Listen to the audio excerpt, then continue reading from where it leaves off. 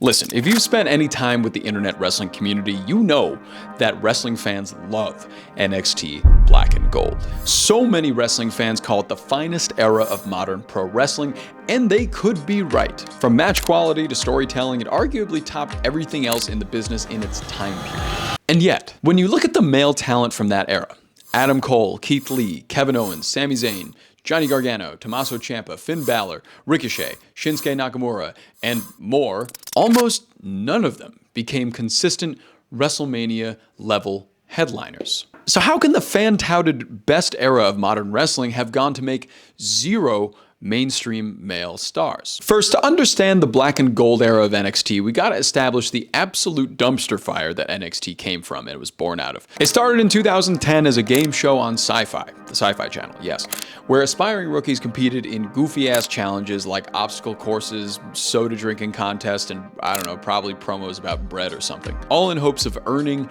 a WWE contract. It was meant to be a proving ground for new talent, fresh faces trained in WWE's developmental system. But by 2014, under Triple H's leadership, it evolved into something entirely different. Instead of focusing on homegrown rookies, NXT became a global super indie, signing performers who were already stars elsewhere. Guys from Ring of Honor, New Japan, PWG, and the independent scene in total. This was an era for WWE where many new stars weren't really new, but my God, did the matches bang. The Black and Gold label comes from its signature branding between 2014 and 2021 when NXT's Black and Gold logo, intense presentation, metal music, which was awesome, and takeover events made it feel like WWE's third major brand and generally a cut above the developmental brand that it was labeled as. Probably because Vince McMahon wasn't paying a lot of attention to it. This was also the only stage in US wrestling at the time, pre-AEW, post-WCW, where work rate wrestling had big league production value and serious money behind it. It became the bridge between indie passion and WWE polish, the perfect mix of rebel heart and glory. That era, much to my dismay, officially ended in September of 2021 when NXT rebranded to NXT 2.0, returning to a developmental focus on homegrown athletes. So from roughly 2014 to 2021, NXT consistently put on some of the best matches of the entire decade. All the Brooklyn takeovers, many of which I went to live, Takeover New Orleans, Takeover Chicago, these shows are still remembered as near perfect, and the crowd popped for blue pants bigger than they did for Roman Reigns at the time. And that's factual. Many fans praised NXT for its storytelling, its intimate crowds, and for its in-ring work above all. It was really a special time where hardcore fans could actually find a way back into the WWE product, with many having soured on it in the 2010s and late 2000s, and I do not blame them. This era proved that if you gave elite wrestlers creative freedom and time, you can make wrestling feel exciting again, even inside the giant amusement park that is WWE. I mean, look at the damn roster. Adam Cole, leader of the Undisputed Era, main evented takeovers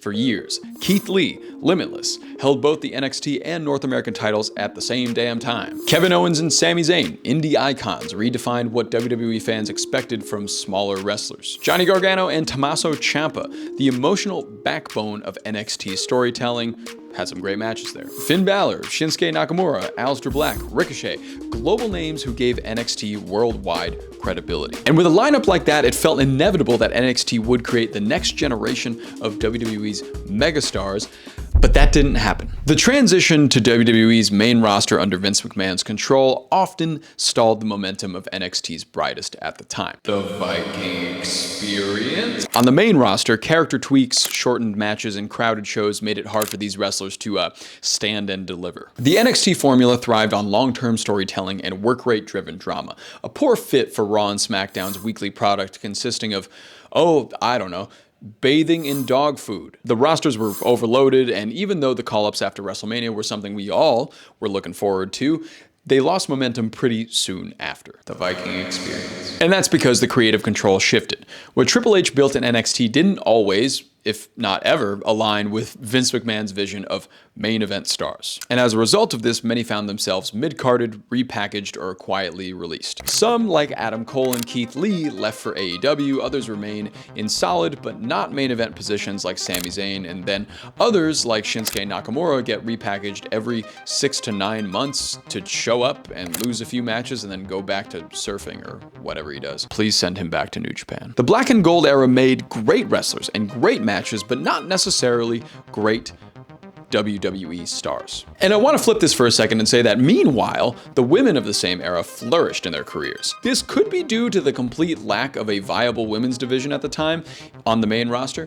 As you remember, the early 2010s were pretty one note when it came to women's wrestling. From the four horsewomen, Charlotte Flair, Sasha Banks, Becky Lynch, and Bayley, to Rhea Ripley and Bianca Belair and Io Sky, the women became WrestleMania headliners and household names in kinda no time. They all transitioned a lot better, partly because WWE invested more in its women's division during those initial women's revolution years. And on the men's side, Samoa Joe stands as one rare exception, now a one-time world champion in AEW. He's proving that the talent was always there, the system just didn't really elevate it to its full extent. He also got to tango with Brock Lesnar at the greatest event WWE has ever produced.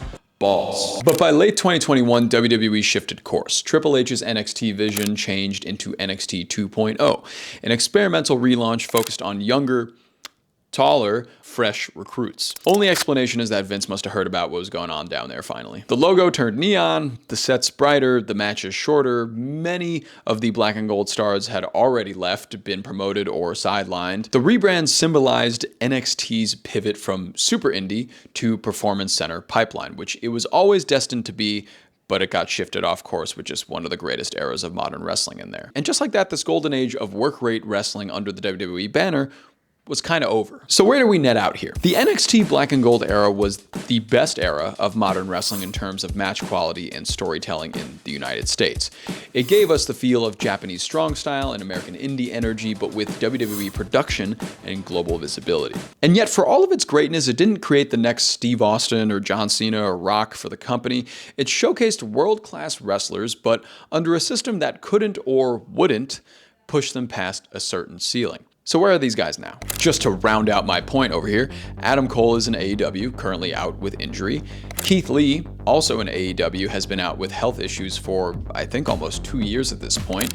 Ricochet, another also in AEW, is working some cool matches and trying an annoying mid-card gimmick and character. Kevin Owens is still in WWE, injured currently, but had one world title reign in 2017 and none since. Main evented WrestleMania against Steve Austin, which I guess is good. Finn Balor, similar, one world title reign, gets on Raw weekly. Sami Zayn, WWE mid-card floater, beloved by fans. Aleister Black, Shinsuke Nakamura, Johnny Gargano, and Tommaso Ciampa, similar Sami Zayn situation, maybe not as big. Velveteen Dream, we needed another video for that. Kyle O'Reilly and Roderick Strong are in AEW's mid-card. Bobby Fish is not doing too hot and is injured, sub to his YouTube channel, by the way. The glorious Bobby Roode is a WWE producer after a lackluster main roster run with, I believe, 1 to 2 United States Championship wins. Drew McIntyre is doing pretty well, actually. But yes, not everyone needs to be a top guy. Many of these wrestlers help balance out the products they're on. But from all their hype and star power in NXT, there seems to be no major top card wrestler from that bunch. So the Black and Gold era will always represent a fascinating paradox, a developmental brand that became too good to be developmental. It was the show where indie darlings were reborn under bright lights, but the same qualities that made them beloved in NXT sometimes held them back from the main roster. Varying tastes. NXT's women shattered ceilings. Its men, despite unmatched skill, ran into them and then fell all the way back down in some cases. And that's why the Black and Gold era remains both the peak of modern wrestling and also the biggest what if. So who do you think should have been the breakout male star of NXT's Black and Gold era? Was it Adam Cole, Johnny Gargano, Keith Lee, even Karrion Kross? Drop your thoughts in the comments. I'd be interested to read. But that's it for me today, everybody. Thanks for watching. Hope you had some fun, and I'll see Ooo Chavo!